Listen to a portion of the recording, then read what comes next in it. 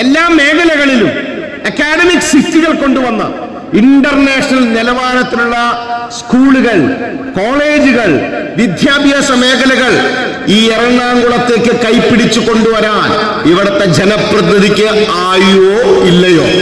ചോദിക്കണം നിങ്ങൾ. ഇല്ല, 100% അദ്ദേഹത്തിന് സാധിച്ചില്ല.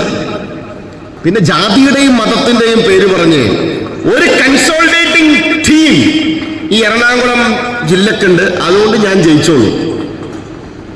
എത്ര കാലം നിങ്ങൾ ഈ ജാതിയുടെയും മതത്തിന്റെയും പേര് പറഞ്ഞ് ജയിക്കും? നമ്മുടെ BJP പ്രതിനിധികൾ പോകുന്ന സമയത്ത് ചാനൽ ചർച്ചകളിലും മറ്റു സ്ഥലങ്ങളിലും ചോദിക്കുമ്പോൾ അവർ പറയും 15 ലക്ഷം കിട്ടിയില്ല. അപ്പൊ നിങ്ങളിങ്ങനെ എന്തപ്പ പറയാ, 15 ലക്ഷം ചോക്കുണ്ടല്ലോ.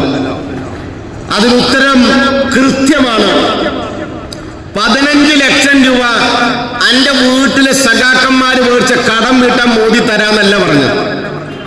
ഇന്ത്യ മഹാരാജ്യത്തിന്റെ കള്ളപ്പണങ്ങൾ പുറം രാജ്യത്ത് എഴുതി വെക്കുക, ഇന്ത്യ മഹാരാജ്യത്തിന്റെ കള്ളപ്പണങ്ങൾ പുറം രാജ്യത്ത് കെടുക്കുന്നത് പിടിച്ചു കൊണ്ടുവന്നാൽ ഒരാളുടെ അക്കൗണ്ടിൽ 15 ലക്ഷം രൂപ വരെ കിട്ടാവുന്ന അത്രയ്ക്ക് പൈസയുണ്ട്. അത് എന്റെ നാട്ടിലേക്ക് ഞാൻ തിരിച്ചു കൊണ്ടുവരും. എന്റെ നാട്ടിൽ ജനിച്ച്, എന്റെ നാട്ടിൽ വളർന്ന്, എന്റെ നാട്ടിൽ ജീവിക്കുന്നവരുടെ ഉപജീവന മാർഗത്തിന്റെ സ്റ്റാൻഡേർഡ് ഓഫ് ലിവിംഗ് വർദ്ധിപ്പിക്കാനെന്ന് അദ്ദേഹം പറഞ്ഞത്. അതിന്റെ പേരാണ് ഇൻഫ്രാസ്ട്രക്ചറൽ ഡെവലപ്മെന്റ്.